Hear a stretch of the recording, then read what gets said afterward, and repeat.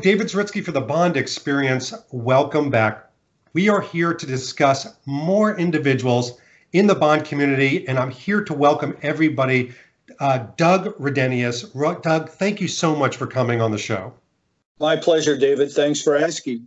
Absolutely. Now, I'm going to start off with a very embarrassing and humbling story. Embarrassing and humbling for me, because we met many, many years ago at Hofstra University when I was a young, very naive man just starting out in the Bond hobby.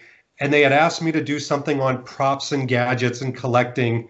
And they announced me as having one of the biggest collections in the Northeast. And I remember looking out in the crowd, and I knew who you were very well, and seeing your face, and you were wonderful, because you could have smirked, you could have cajoled me, you could have said, yeah, right, hold my beer. But you clapped and you supported me, and it was a big deal for a young Bond collector. So I have to thank you for that moment. Oh no, you're very welcome. I was used to that. I mean, obviously, people knew I was a big collector. It wasn't until I sold my collection that people had any idea of exactly how big my collection was. Yeah, and let's start with that, because for those of people that are watching this right now that are a bit uninitiated, you've got a pretty long history. I mean, really, from a psychological standpoint, it starts when a babysitter took you to a double billing of Goldfinger and pulled you out of there. But it seems like from then on, it just snowballed. But how did you become involved with this massiveness around collecting? Well, I had always been a collector. I grew up as an only child, so I was, I built model kits when I was younger. I did an awful lot of things to pass the time independently as an only child. I always had an affinity for antiques. I collected antiques. I was an estate liquidator. And then at one point, my wife and I decided that antiques were, budging us out of house and home. So we decided to sort of get rid of the antiques and go into a completely different venue. I took a little bit of time off, and finally my wife said, well, you should just pick one thing. You should just pick something. And it could have been anything. It could have been sports cards. It could have been beer cans. It could have been absolutely anything. But I had always been a James Bond fan. I read all of Fleming's books, paperbacks, when I was starting from age 9. So I thought, well, there can't be that much. So I started collecting James Bond. I put a small ad in our local newspaper, and a fellow who went on to be one of my dear friends responded to that. And I bought the little gold Aston Martin in the box from Corgi, and a couple of small little Gilbert figures. Odd Job was one of them. And that's basically how it started.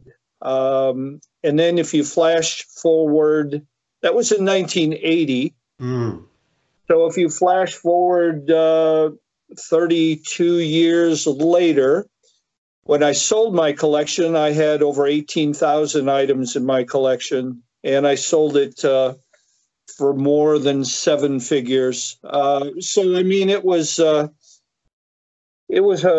great ride. I got carried away for sure. I do miss some of that stuff. I see things every so often. Just recently, I looked at a video of my collection, and I thought, my goodness, first of all, how did I ever do that? And then I saw so many great things, and I said to myself, I guess I should have kept that. I should have kept that. I should have kept that. But that keeping anything wasn't to be done. I mean, I had promised the individual about my collection. He was getting everything, and he did get everything. So. Yeah, and we have to kind of walk a little bit backwards, because people are now imagining this massive collection filled with, maybe matchboxes. It was huge in the fact that you also started collecting the vehicles. In fact, if I say your name in the Bond community, people automatically gravitate to these amazing vehicles, full-size screen-used vehicles that you've lovingly, with a group of other people, restored. So how did the vehicle aspect start to really roll forward? Well, I'll tell you, David, my association and being one of the co-founders of the Ian Fleming Foundation is truly the highlight of my involvement of all things James Bond. Back in around 1990, 91, Dr. Mike Van Blerkum and a friend of ours, John Cork, three of us had an opportunity to buy the Neptune Submarine from For Your Eyes Only. And I mean, that would have been a private purchase. It was just between the three of us. The Intrepid Aircraft Carrier Museum in New York didn't want it anymore. They weren't even sure why they ever had it. It didn't have any military significance. And so we purchased it, and then we thought, well, what are we going to do with this? Mike and John and I came up with asking the Fleming family if we could call this charitable organization that we wanted to start to sort of find a reason to use this submarine, the Ian Fleming Foundation. And they said, yes, we would be honored if you did something like that.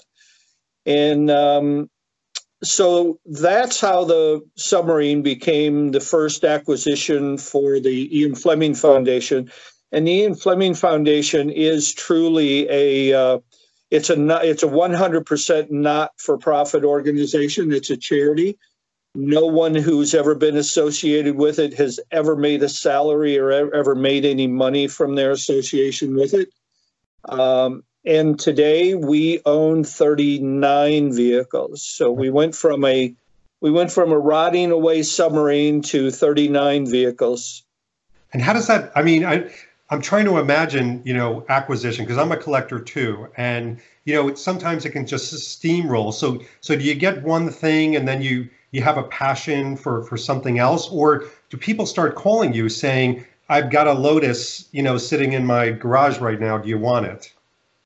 Well, the answer that I tell everybody is the submarine, we could have ended up stopping right then and there because the submarine came to us via the bond producers, the Intrepid Aircraft Carrier Museum. The staff had gotten hold of the producers out in Los Angeles, and they in turn got a hold of us. But when I brought that submarine back to the small little town that I live in Illinois, I had it in my backyard, and that made national attention. And how that made national attention, I'm not 100% sure, because you have to remember, this was way before cell phones. This was before the social media, Facebook, anything like that. But People Magazine found out about it, and People Magazine wanted to do a piece in their magazine. And those of us, and you or anyone that grew up during those years, People Magazine was the preeminent magazine that was it was where people went to find out what was going on in radio, television, print, music. It covered the gamut. It was people. It was all about different people. It couldn't have been a better issue to be in, because it was when Liz Taylor was marrying Larry Fortinsky and Michael Jackson was her best man. Yeah. And then all of a sudden, when that issue came out featuring me on top of the submarine and rebuilding the submarine and how it came about, the phone just started ringing from people who had the jump boat from Live and Let Die, the Moonraker Boat, so on and so forth. And it even caught the attention of a company called Reed Exhibitions. And Reed Exhibitions is a UK-based exhibition company that does things like the International Boat Show, the International Auto Show, amongst other things. Mm-hmm. And they wanted to put a traveling exhibit together for their boat, for the auto show, for the auto show that year. And they said, do you know where there are other Bond vehicles? And I said, yes, I do. But if I tell you where these vehicles are and you obtain them, you have to write it into the contract that when the auto show finishes, you donate all of those Bond vehicles to the foundation. And without hesitation, David, they said, yeah, we'll do that. Sure. So I gave them a long list of vehicles, and they went out. Well, I went out and bought them on their behalf. And we even toured with the Goldfinger Aston Martin at that time before it was stolen. It was stolen in 1997. But that was truly the beginning of the foundation on how we started snowballing. And then when you end up owning 4 or 5 pretty famous vehicles, then the doors open up. And but out of those 39 vehicles, I found 37 of them myself, and that's what really gets me going.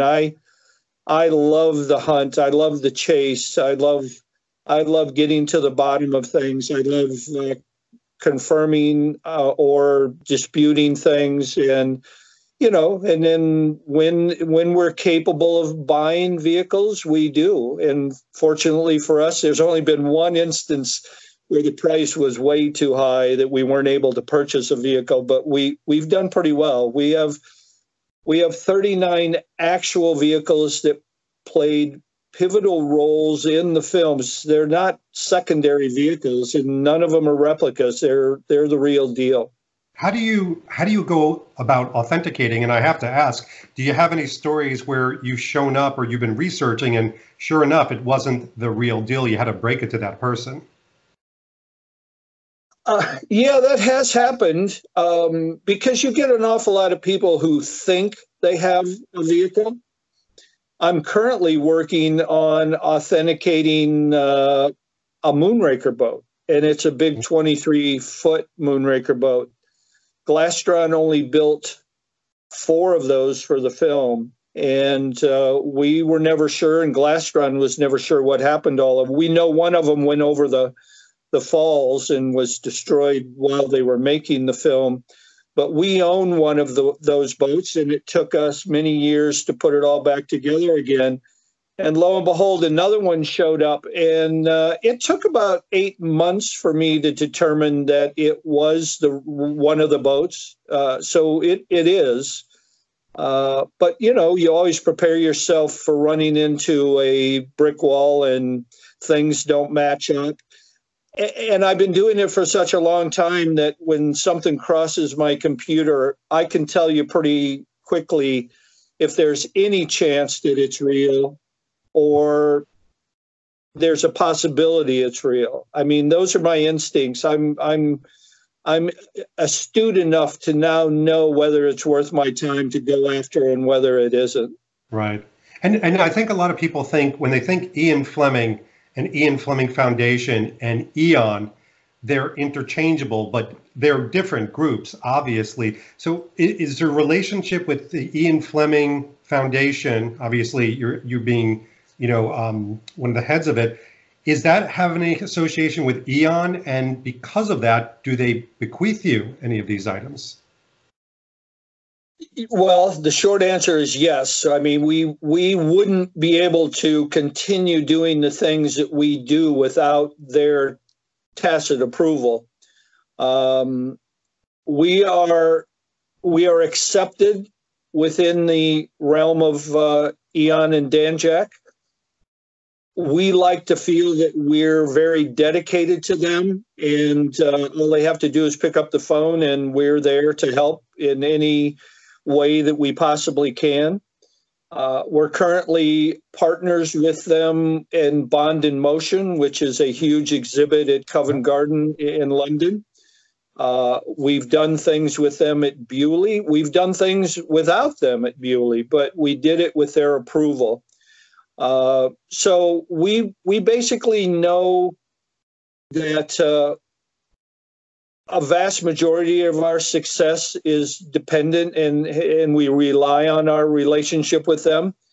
We have gotten things from them. Back when The World Is Not Enough was wrapping up, we ended up getting 4 or 5 flying Parahawks, a couple of Q-boats, and a few other things that they sold to us for pennies on the dollar. And it was shortly after that they had a change of philosophy, and they don't let a lot of those things go. I have found some things that we didn't get from them. Our goal is to, my goal, I should say, and I think the foundation shares my goal, is we want to get vehicles or something from every film. Hmm. Now, Dr. No is going to be very difficult because even the production company, Eon Productions, they don't have anything vehicle-wise from that film. The only two films currently we don't have anything from is we don't have anything from Quantum of Solace. That may soon change. And we don't have anything from Spectre. Okay. The production company has sold some things off at the end of the run of the production. They've sold them to crew members and people that are part of their staff. But as far as reaching out to us and say, hey, would you guys be interested in this? Not so much. We didn't have anything from Skyfall until a year ago, and then I found the big excavator from Skyfall. And we made Eon aware that we had it had been donated to us by Caterpillar, and they were very happy that we ended up with that. And I will tell you that we've put an order in, or we've put in, I shouldn't say order, we've put a request in to get a vehicle from No Time to Die. So we've got our fingers crossed that when they do wrap up that film, that they will think of us this time. So when you make a request like that, I'm just curious, do you say we would love it if it's this vehicle, or do you just say a vehicle, dealer's choice? Well, no, I guess because their policy has been that they don't do that, we've made the request that they just consider us, and we would take anything. Sure. I mean, we would take a wrecked car, we would take a shell, we would take a motorcycle, a boat. Yep. And they're well aware of that because we've reminded them of our request ad nauseum because we are getting very close to the end of the production, and when the end of the production wraps, they have all of the stuff that they have to get rid of, and in some cases they destroy it. Some cases they've leased it and it goes back. So we're hopeful that we'll get a call and they'll say, you know, if you're interested in this, this is available to you. So we'll see. You know, it won't stop us from continuing to work with them, and they know that. But it would just be it'd be really nice if we could get something from the latest film. It'd be wonderful. I think the fans would love it as well. And by the way, people are picturing, when you mentioned the sub in your backyard, that you have the most patient wife in the world, that you have this collection in your backyard, but it's not in the backyard, is it? Well, no, the submarine isn't in my backyard anymore. We've moved as our archive grew from one vehicle to 4 vehicles to 8 to 16 to 24. We've had to move out of buildings because we've just outgrown them. We now occupy a massively huge hangar at a municipal airport that happens to sit now on a military base. So security is pretty tight. We're happy about that. But we have, I think we have 20. I think we have 22 vehicles currently. We just got 2 vehicles. They were just delivered earlier this week. We just acquired one of the dune buggies from For Your Eyes Only. Oh, yeah. That you see on the beach scene. And we acquired one of the actual hang gliders that belonged on our Moonraker boat. So it's the actual hang glider that you see deploy on there. The glider doesn't take up too much room, but the dune buggy does. And then, as I said, we have 17 vehicles in the UK now.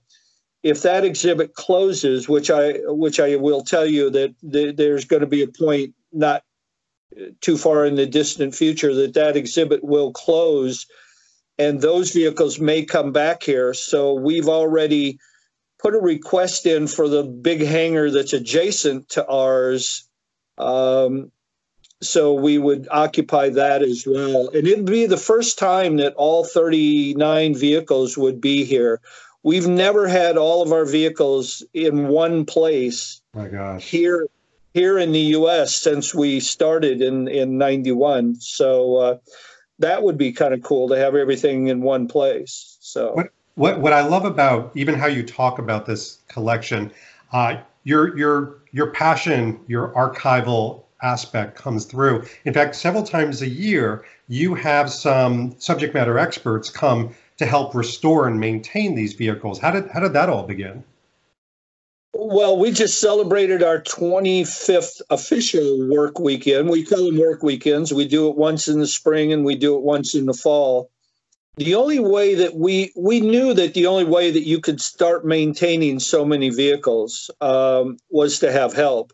Yeah. And because we're a nonprofit, we didn't have the money to hire body guys and paint guys and electricians and, general laborers. We just couldn't afford that. And we also knew that there were enough fans that were much more than just fans. They were people that appreciated what we were doing. Mm-hmm. A lot of them turned out to be friends of ours that we knew. And they come in on their own accord. I mean, they pay for themselves to either drive or fly in. They put themselves up in hotels. And we work for 4 days, usually start on a Thursday and finish on a Sunday. We just had that 2 weeks ago, was our fall work weekend. We put together a list of all the things that need to be accomplished. And our group can run from as many as 25 guys to, I think this last time we had about 12 people here. Wow, we didn't have a lot to do this last time, and a lot of the guys couldn't make it. But then we'll schedule it again in the spring, and we have to be prepared that if 25 guys are going to show up, we have to have enough work for 25 guys to do it. But it's a great way to maintain everything. And we do. We have experts, and we have airplane mechanics, and we have heavy equipment mechanics, and we have painters, and we have artists, and we have experts on a lot of different fields. So that's the fun part. I look forward to the work weekends. It's good to rekindle friendships with people that you're going to see twice a year. Yeah. And I also know that I'm going to get an awful lot done. So it's funny. I've seen pictures. I've seen video. I've spoken to people like Anders, Jeff Weibel, Paul Wynn. They say when they're there, there's something surreal and magical about it. It's that first impression of walking amongst these giants, these historical giants. And then it calms down and you just begin the work and the camaraderie comes out, which is amazing. Right. Well, and one question, you're right. The one question that I get asked time and time again, if it's a television interview or if it's a media interview or print, they say, how does it feel? How do you feel being around all this stuff? I'd be lying if I told you that I haven't become a little bit.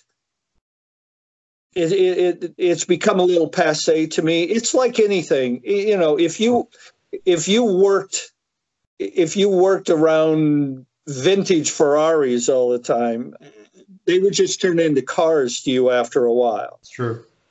But I have wake-up calls constantly, especially given the fact that I've been a James Bond fan since I was 8 years old. There are times where it hits me like a ton of bricks, and I'm next to an Aston Martin that we own, or the jump boat from Live and Let Die. I'll tell you, David, one of the coolest parts about that is I'll be somewhere and a Bond movie will be playing on television. if we go to a restaurant, or if I walk into a bar or someplace and a Bond movie is playing, I just have to wait a couple of minutes and one of our vehicles will show up. And you want to scream and shout to everybody, hey, we own that vehicle. Right. But, people would look at you like you're an idiot. Yeah, right, you own that vehicle. But it's pretty cool to watch almost every Bond vehicle or Bond movie and realize that you own those vehicles. You own the only really famous vehicle that we don't own of the magnitude that some of our vehicles claim is the Aston Martin from Goldfinger. I mean, we own the Lotus submarine car from Spy Who Loved Me, and the list is endless of vehicles that we own. And that's when it hits me that, we've done pretty well. It's pretty cool to have all this stuff. Yeah, it really is. It's amazing, too, because I would imagine when you see it in a movie, in a restaurant or a bar, it's almost like seeing your child up on stage and they're just, they're kicking butt and they're tap dancing their life out. And you just want to be like, that's my son. And you're like, all right, keep it calm. I have some Scream and Use pieces as well, but a lot of mine is wardrobe. And people will come down and they'll watch Casino Royale. And I have Daniel Craig's Armani jacket. And they go, well, that's not the Armani jacket. And I said, yeah, that's from this scene. And they're like, yeah, but not the one in the movie. And I'm like, yeah. And, so I hear your lamentation. Now, I read an article, actually several articles, and I heard this a while back, that there was a vision that you had, which was extremely exciting to people like me, because it was taking this amazing collection and possibly opening it up to the world to actually create some sort of a museum. Is that somewhere in the back of your mind still? Well, that was our goal from the very beginning. I mean, we didn't know where it was going to head, but when we started getting more and more vehicles, it became obvious that we had to start thinking about what are we going to do with this stuff. Because in 91 or so, it was before the producers actually sort of ventured into this realm.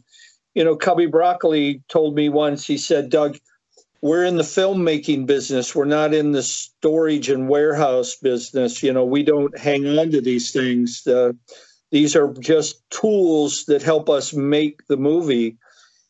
And it wasn't until the advent of Planet Hollywood and the Hard Rock Cafe that the public and people started really having a greater appreciation for the value more than anything. I mean, listen, David, if we were to start the Fleming Foundation today, we'd never be able to do it because the vehicles have such a huge value now. But at an early point, we thought, yeah, it'd be great to open a museum. But then Eon Productions started limited tours. They had a Leeds exhibition. They'd issue a license for a company to tour with some things, and we were part of that. We've been part of every one of their tours, every exhibit and tour they've ever done. We've been a part of that. And then we struck up a relationship with Bewley on our own, and it was very well attended. And I think Eon saw the plus side to that. And Bewley, being the National Motor Museum, is a nonprofit organization. So again, they were okay that was two nonprofits working together. Eon ultimately did a huge exhibit at Bewley, a huge exhibit, put all of their stuff and all their vehicles on, and we were a part of that. And then Bond in Motion came along. I know that, we remain hopeful that Bond in Motion will find a home somewhere on U.S. soil. That's what we'd like to see happen. We'd also like to see all of our vehicles on display somewhere, but it would be a massive undertaking. And Eon Productions is not in the museum business. Yeah. Bond in Motion is they have complete control over the what goes into it. They have complete control over how it's presented, but it's a third party. It's a company that bought a license to put Bond in Motion on. Yeah. So we'll see where it goes. We own 39 vehicles. Eon probably owns, vehicle-wise, they don't own quite that many vehicles, but combined, we'd have a pretty incredible museum. But we're not in position to open a museum because that's a massive undertaking. Now you've got employees and you have expenses and you have. Don't get me wrong. Do I think it would be hugely successful? If it were put in the right place, it would be massively successful. But Right. we're not in the management business. We would hope that Eon would find a third party to do something like that, and then Eon and we would be partners with that third party. So yeah, I think someday something like that would happen. And David, I really wish I could open up the hangar to people to come in and see. It's very packed. It's very crowded. Very difficult to get around. It's not safe to open it to the public. Sure. And we have insurance concerns. Not so much for the vehicles. We have insurance concerns, and we wouldn't want anyone to be injured or hurt or anything. The good news is that I have friends and people like you that I always extend invitations to, that people are more than welcome to come visit if I'm available, and my schedule is such that I can bring you in, and I would be more than happy to do that. And I do that on occasion. So take that as an official invitation that you're more than welcome to come and visit sometime. That would be amazing. Amazing. We'll definitely talk about that after this for sure. Sure. Yeah. Hey, do you mind? I want to play a little bit of a lighthearted game, not a frivolous game. I think it's an interesting one. Imagine, if you will, and you're going to have to make a decision on this, that somebody came to you and said, there are no limits. There's no financial limits. There's no limits that this actually exists or doesn't exist. But if you had your chance to get your dream vehicle showing up to your door to put into the collection in the archive, what would that vehicle be and why? That's a no-brainer. It would be the Aston Martin from Goldfinger, the one that Harry Yagi owns now, because I'm still not convinced that the other one exists. I did a television show called Autobiography, and we discussed three vehicles there. We discussed the Aston that went missing in '97. Mm-hmm. We discussed the Lotus submarine car that I found in the Bahamas, and then we also discussed Quentin Tarantino's car that was stolen from Pulp Fiction, which all three of those cars have a great backstory to them. But no, I mean, it goes without saying that the Aston Martin from Goldfinger would be the car that I'd love to have. If we set that car aside, let's just play this game and we set that car aside. I mean, we already own the Lotus submarine car, which is the second most famous Bond car of all time. I would have to tell you that one of the last few films, Spectre, even Skyfall, and No Time to Die, love to have an Aston Martin from those films. The DB10, DB11, those cars are incredible. They are. I was lucky enough that when I sold my collection and I ran a huge museum for a couple of years down in Miami, we had the Aston Martin from Die Another Day, and I used to drive that quite a bit on the street. I'd take it out for the weekend and bring it back on Monday. I mean, that car was pretty incredible. So any Aston Martin is pretty incredible. We own we don't technically own it, but we have one of the Jaguars from Die Another Day that Zhao drove, one of the green ones. That's pretty cool. No, I'd have to say we're pretty lucky. I mean, we own some of the coolest vehicles that ever graced the screen in the Bond films. But, you know, it goes without saying, the Goldfinger Aston Martin is the holy grail when it comes to Bond vehicles. That's for sure. It's a good choice. It's a great choice. And you know, we're just happy, whether people see it or not, that somebody's taking care of these things and not letting them rot somewhere and have grass grow in them. So thank you for that. And for those that are interested, is there a website or a link that we can put into this YouTube description where people can donate to the Ian Fleming Foundation, since it's a charitable organization? Yeah, I'm almost embarrassed to tell you that we finally, after 28 years, just set that part of it up. Yeah, if people go to Ian Fleming Foundation, and that's all one word, ianflemingfoundation.org, because we are a nonprofit organization. We just put a PayPal link on there. It's embarrassing that we hadn't done that a long, long time ago. But yeah, I mean, listen, if someone wanted to donate $1 or $10 or whatever, I mean, it would go to the preservation of these vehicles. And I have to tell you that we own, and you'll see a lot of our vehicles on there. We just revamped the website. All the vehicles are listed on there with a little backstory about them. You'll see a picture of the Kenworth semi from the Living Daylights. Wow. The Living Daylights is one of my favorite Timothy Dalton films for a variety of reasons, but it's one of my favorites because I'm actually in that film, thanks to Jerry Giroux and John Glenn and Cubby Broccoli. But we own the Kenworth semi. We own the one that actually turned on its side and went on two wheels in the film. Now, it's a complete piece of junk, and the story behind that is one of the most fascinating stories on all 39 vehicles. It took the longest for me to find, and it was a miracle that we ultimately found it at the very end.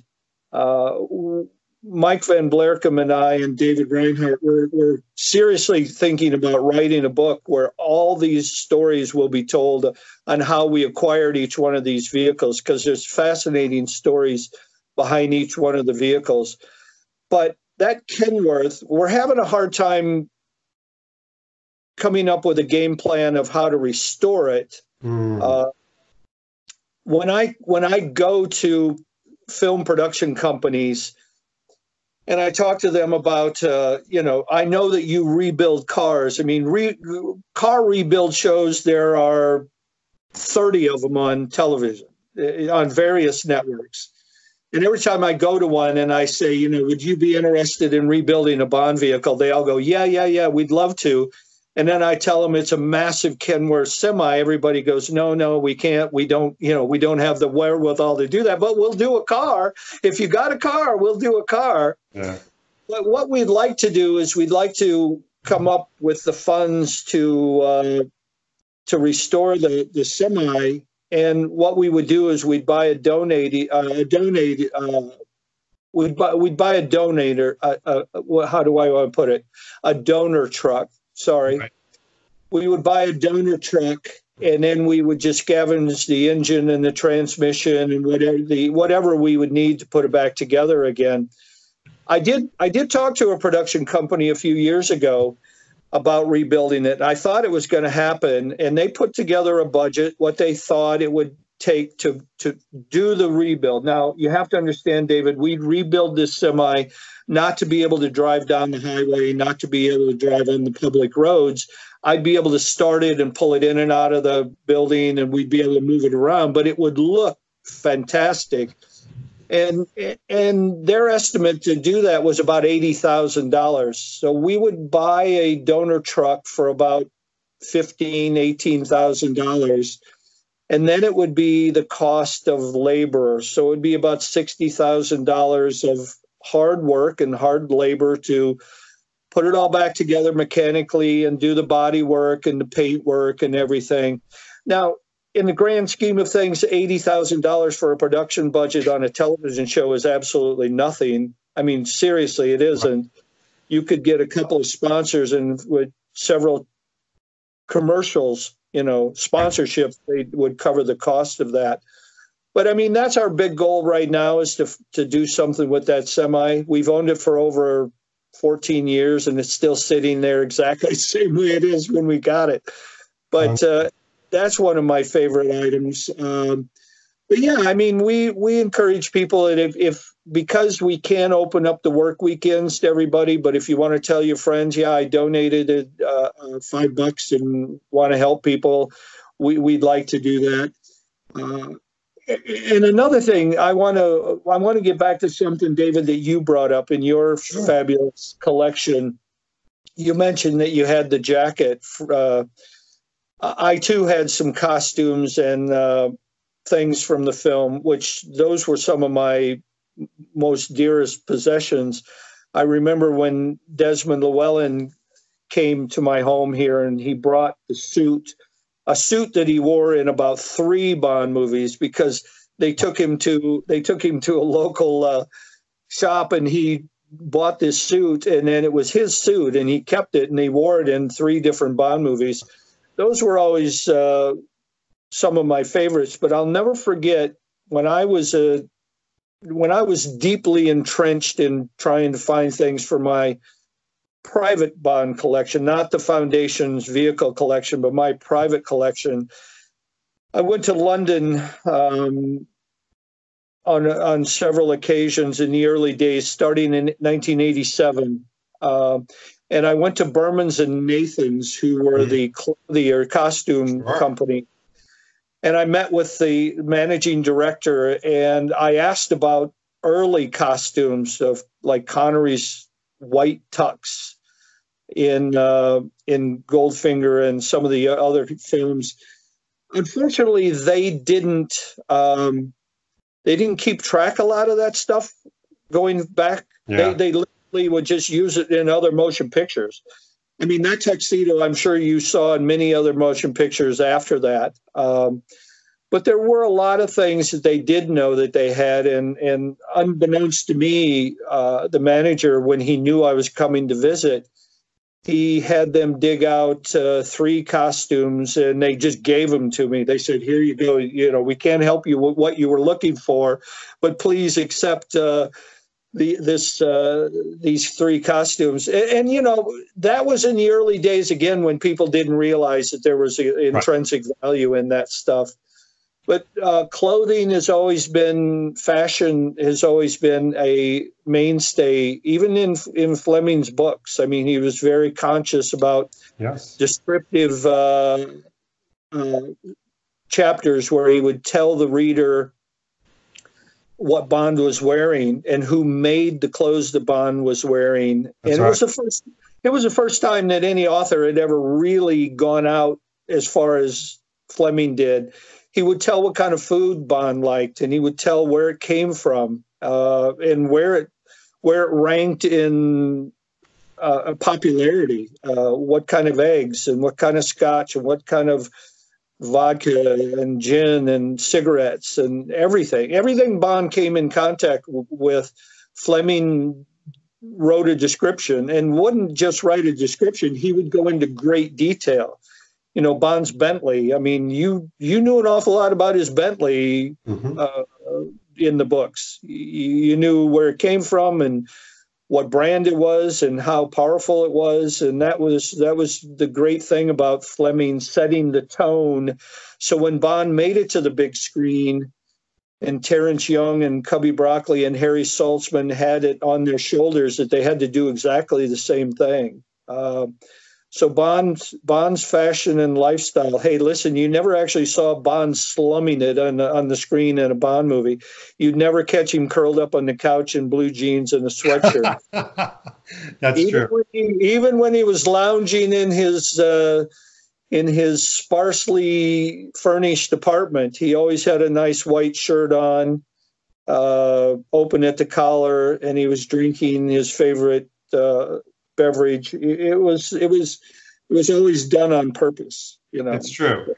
Yeah. Even his tactical outfits had a certain dressiness to it, and, you know, form and function and fit him perfectly. And you're right. Fleming was so good. He was like the J. Peterman of his day, where he could like describe something almost like a catalog, that made you say, you know something, I have this visual color coded view of what he is and who he is. And then he made it so that it was genius, I thought, that people could actually put their own face onto Bond and say, that's why I emulate, that's why I connect.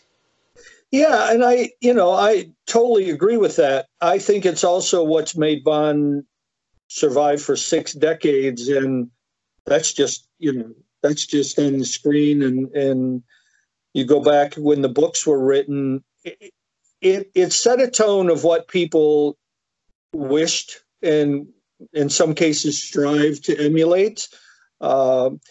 You never see Bond pull money out of his wallet to pay for a suit. You never see Bond pull money out of his wallet to pay for the hotel bill. Stays in the greatest hotels. You never see him basically paying for gas in his car. I mean, you almost think that, all of this stuff is just planned ahead of time and taken care of. Yeah. But Bond is a civil servant, and all of that stuff is afforded to him because of his position. But I mean, that in its own subtle way made people want to be like him because they thought, well, my God, here's a civil servant that's living this life. Maybe I could live that life. And the film business is exactly the same way. But fashion, I think fashion plays as much a part in the Bond movies as anything, because there are different elements. The Bond movies are movies. They're telling you a story, and they have dialogue, and they have actors, and they have locations. But there are so many other things that make up Bond movies. I mean, you have the cars, or you have modes of transportation, and then you have beautiful dinners, and you have beautiful hotels, and you have beautiful automobiles and boats, and and stunningly beautiful evening gowns for the ladies, and the men are dressed in fabulous military costumes or whatever. If you took all of that out of the movie, you better have a really good story to tell. And that's sort of why I tell everybody that my favorite Bond movie of all time is From Russia with Love, because it's a very good story. It's a very good movie. It wouldn't even have to be a James Bond movie. It's just it's a really good story. There isn't everything that we just talked about. There isn't a lot of flash, and there isn't a lot of gadgetry and trickery. It's just based entirely on the fact that it's a great script and a good story. It's so interesting, even though I'm kind of the style Bond guy, whenever I'm asked, what do I want in the next Bond movie, even No Time to Die, I say one thing. I say, I want a good story. Just give me a good story. Then you can put all the wonderful trappings that, the tropes that make it a Bond film. And that's what I can just kind of gravitate to. Yeah. And, I sympathize with the writers. Purvis and Wade are both good friends of mine. I've known them for many years. And it's an extremely difficult task to take, 25, 27 Bond stories, movies, books, and try to bring something to the screen that hasn't been done before. Yeah. It's come to the point where it's virtually impossible to not duplicate something you've already done. You have to do it in a little different way. The two perfect examples is You Only Live Twice and The Spy Who Loved Me. They snatched something with a spaceship, and they snatched something with an oil tanker. I mean, the comparisons are just spot on throughout the whole thing. But, you just can't get away from certain elements. They're just going to be there. I told both of those guys once, I said, I want to see Bond at home. I want to see Bond in his own apartment. I want to see his housekeeper, May. Bond has a housekeeper, and her name is May. And I want to see him get up and go to the breakfast table and eat the breakfast that Fleming wrote that he eats all the time. Yeah, scrambled egg, black coffee, figs, and yogurt, yeah. But I mean, they tell me that, we'll put that in there, and it would make a great scene, but it takes away from either a part of the chase, or it can't be a 4.5 hour long movie. but they do the best they can. So one only hopes that we get a glimpse of that. I think we're going to see that at the very beginning. I think we're going to see that in the pre-title sequence of No Time to Die. We might. Yeah, there have been some interesting scenes shot in Jamaica. Maybe we'll get some lifestyle moments. Who knows? Yeah, I mean, I think we're going to see that he's retired. He's just laying back, enjoying himself in Jamaica at Goldeneye, which is wonderful that they're giving Bond's retreat, and his house he lives in is actually Fleming's house. So that's very cool. But yeah, I mean, there's so many elements that make Bond successful. But I think in the end, it allows either male or female. It allows you to have those things that you desire and want to be, and who you want to be with. The women want to be with a Bond-like character, and Bond-like characters like us would like to drive fast cars. So I mean, it's something in it for me. It's got to be working. It's lasted this long, and they certainly know what they're doing. That's for sure. Exactly. Well, thank you so much for keeping your end up. I mean, you've really done an amazing job with what you've done. We're actually going to put some video and pictures embedded in this so people can really see it. The Ian Fleming Foundation link below, and you can go check that out and donate to an incredibly worthy cause. And then you and we definitely need to talk about a visit if you're so inclined. I would love to take you up on that for sure. Well, yeah, I mean, Paul Wynn got invited to the work weekend, so now Paul is actually a staple on the work weekends. And David, I'm sure I know somebody that can make that happen. Okay. Well, you speak to him for me. All right, Doug, thank you so much for joining us today. This has been David Zaritsky from the Bond Experience, and we will see you all very soon. Take care. Thanks for watching this episode. If you want to be up on the latest from the Bond Experience, just click on this subscribe and subscribe to our channel. You're going to get all the latest and greatest information, plus some exclusive content. And by the way, speaking of content, here's something especially for you, just because we know you. Talk to you soon.